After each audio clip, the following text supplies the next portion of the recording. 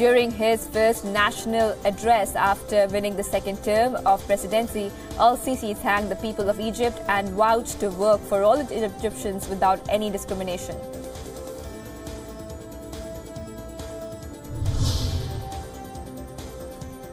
U.S. President Donald Trump congratulates President Al-Sisi for his landslide victory in the 2018 presidential elections. In a telephonic conversation, Trump wished Egypt progress and prosperity. The two leaders affirmed the strategic partnership between the United States and Egypt.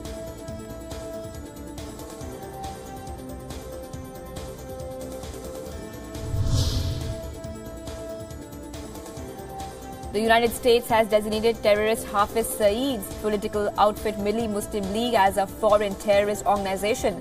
Several key leaders of Milli Muslim League have been designated as foreign terrorists. The move is significant in the view of general elections in Pakistan in the coming months. The Syrian army has discovered a large network of underground tunnels in Jobar of eastern Ghouta. This comes after the evacuation of rebels from the area to Idlib. The tunnel is large enough for a four-wheel car to drive in.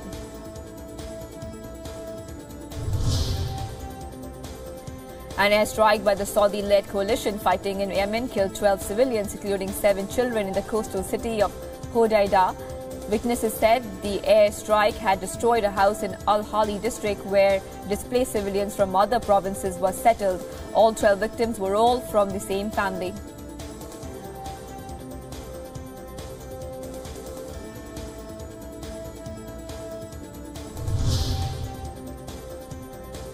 A Turkish court has issued the arrest warrant against US-based Muslim religious leader Fethullah Gulen and 7 others over the 2016 killing of the Russian ambassador to Turkey.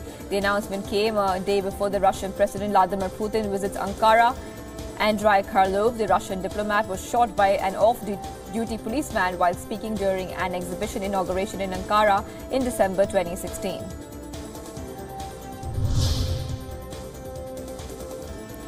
South African anti-apartheid campaigner Winnie Mandela has passed away at the age of 81. The news comes less than 3 months after Winnie was rushed to hospital in Johannesburg with a kidney infection. Winnie Mandela was married to former South African President Nelson. She and her former husband were a symbol of the country's anti-apartheid struggle for 3 decades.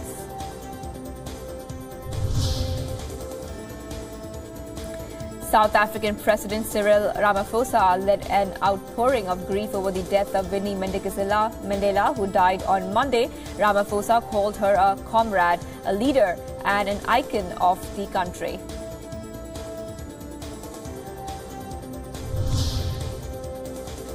South Africans paid their tributes to Winnie, and by celebrating her life, a crowd of around 200 people gathered outside Winnie Mandela's home, singing and dancing.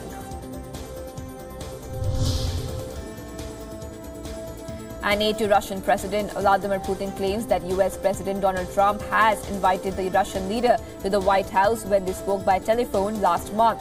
Trump and Putin had a telephone conversation on March 20th in which he congratulated Putin on winning elections and discussed meetings in person.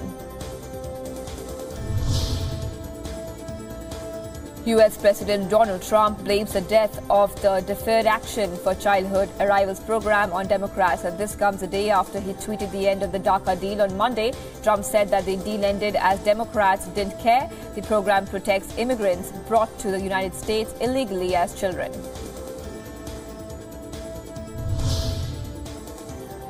Meanwhile, immigration advocates slammed President Trump and solely blamed him for ending the DACA deal. DACA shielded hundreds of thousands of immigrants, often called dreamers, from deportation and gave them work permits.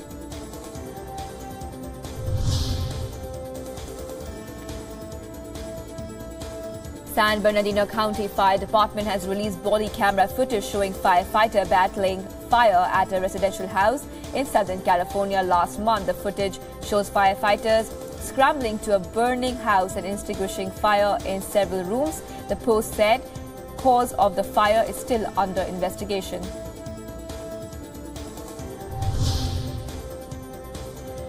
Teachers in U.S. state of Oklahoma walked off the job, closing schools statewide as they became the latest U.S. educators to demand pay raises and more funding for a school system reeling from a decade of budget cuts. The strike educators came the same day that Kentucky teachers dressed in red T-shirts flooded the state's capital demanding pension security.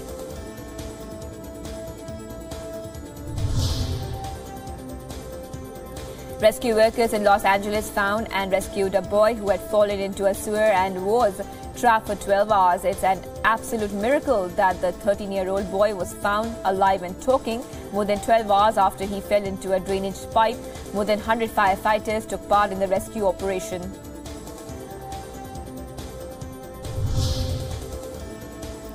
Israeli Prime Minister Benjamin Netanyahu suspended a resettlement deal for African migrants faced with deportation. This comes just hours after his office announced the agreement with the UN refugee agency. While suspending the accord, Netanyahu called for amendments in the accord.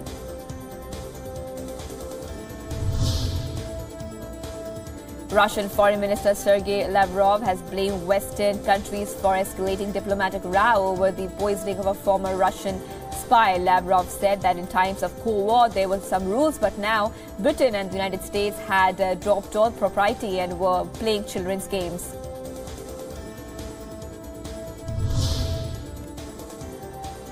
Abiy Ahmed was sworn in as a Prime Minister of Ethiopia with a mandate to implement democratic reforms.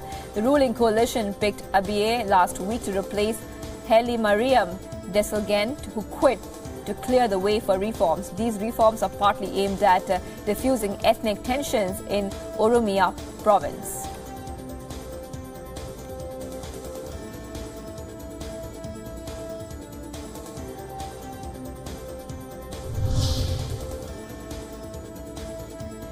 Carlos Alvarado, a former cabinet minister and successful novelist, has won Costa Rica's presidential elections. He defeated a conservative evangelical pastor and a singer who shot to political prominence by campaigning against same-sex marriage. Now, Alvarado will become the youngest president in the modern history of Costa Rica.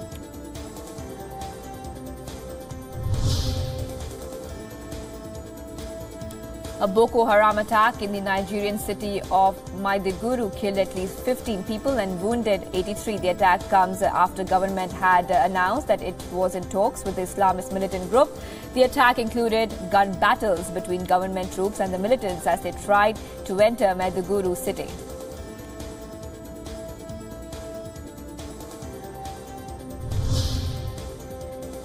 Chinese President Xi Jinping on Monday underscored the importance of people-centered development while carrying out extensive land greening programs. Xi joined a voluntary tree planting activity in Beijing and called on officials to take part voluntary tree planting to set examples for the public.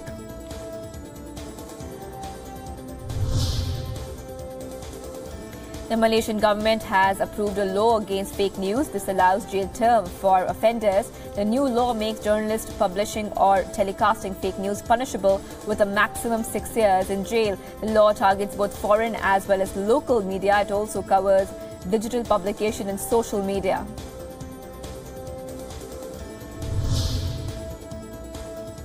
Some 7,000 residents visited their homes in Philippines' Marawi city months after army battled eliminated Islamic State-linked militants from the city. They were not allowed to stay in the former main battle area as army is still clearing city of unexploded bombs and traps left over from the fighting. The 5-month military campaign killed more than 1,100 people, including 165 soldiers.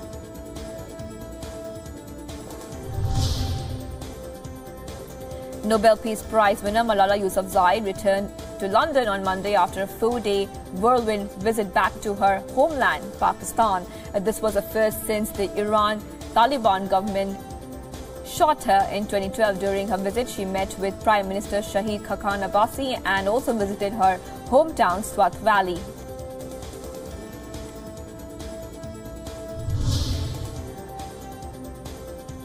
In the latest attack on the minority community, 4 members of a Christian family were gunned down in southwestern Pakistan. The family was traveling in a rickshaw when armed men on a motorcycle intercepted them and opened fire in Quetta city. The police have termed it as targeted killing. The killing comes just a day after Easter.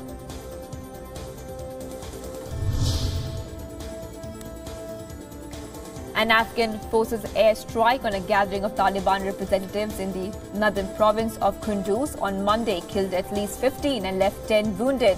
Civilian casualties were also reported. According to police, the strike hit the gathering of Taliban fighters who were preparing an operation.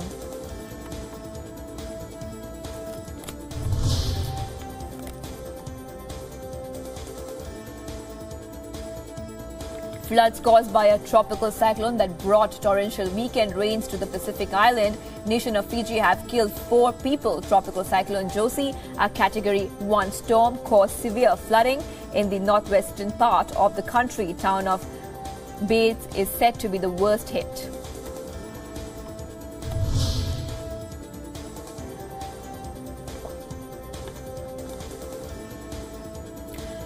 A truck transporting 5 circus elephants veered off the highway and crashed near Pozo, Canada, southeast of Spain. 1 elephant unfortunately was killed in the accident.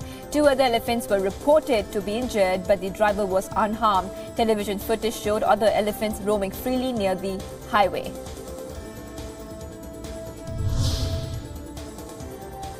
Russian Defense Ministry has successfully launched country's new anti-ballistic missile. The video of the launch was released by the ministry on Monday. The ministry said in a statement that the tested missile is already in service and is capable of protecting the city of Moscow from potential attacks from air.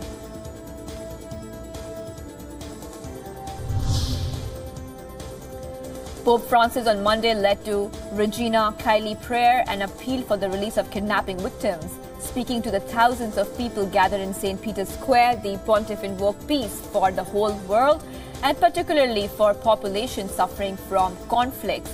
Francis also renewed his appeal for the release of people who have been kidnapped.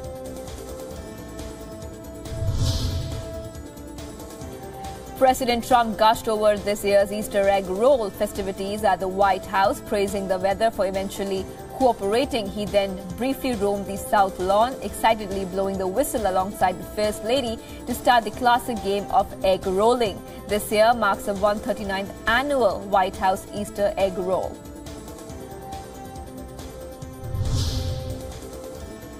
Several thousand Germans took part in the traditional Easter peace marches across the country. Over 75 peace marches took place in cities and towns across the country. People called for end to the violence in Syria and the de-escalation of a row between Moscow and the West during the peace march.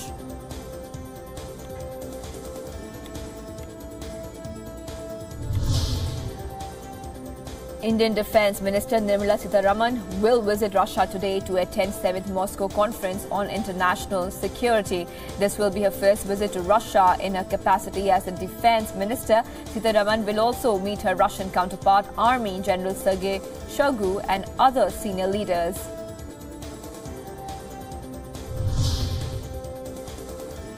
In an attempt to deal with the menace of fake news, the Indian government has announced amendments to the guidelines for accreditation of journalists.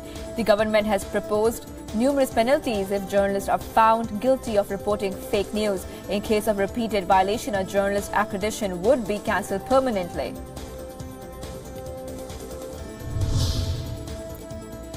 Widening its probe in the Rs 13,500 crore Punjab National Bank scam, the CBI has now started questioning senior officials of other banks which sanctioned credit to Nirav Modi and Mehul Choksi. In the matter of 2 days, CBI has questioned officers of GM and DGM rank of these banks who were in charge of international operation and treasury. So far, 5 officers of Bank of India, Allahabad Bank and Axis Bank have been questioned.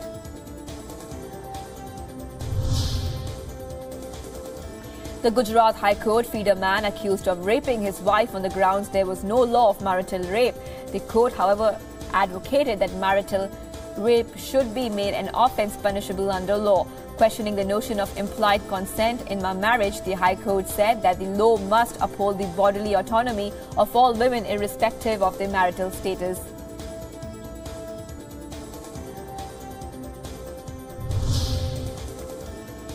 A Muslim human rights organization for women sought amendment in the Triple Talaq bill introduced by the Indian government. In an awareness session in Mumbai, activists vouched for the bill and favoured the ban on the practice of Triple Talaq, but urged government to make the offence bailable and to bring down the jail term to 1 year from the current 3 years.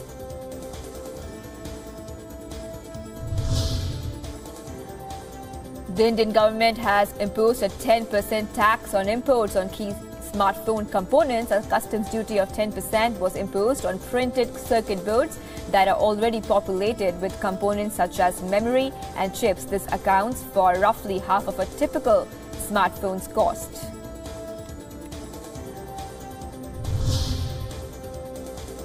A decommissioned Indian Navy aircraft has been converted into a museum in Visakhapatnam and has turned into a tourist spot. The Tu-142M aircraft turned museum has various equipment and parts of the plane including sonobuoys, propeller, engine, survival kits and anti-submarine missile. For visitors, the museum has become a learning experience as one gets to learn about aircrafts. A boy from the Indian state of Odisha has developed a solar bike that can run for 60,000 kilometers without pedaling. Costing $230, the bike can run at 30 kilometers per hour and is loaded with all features of a modern-day fuel-driven bike.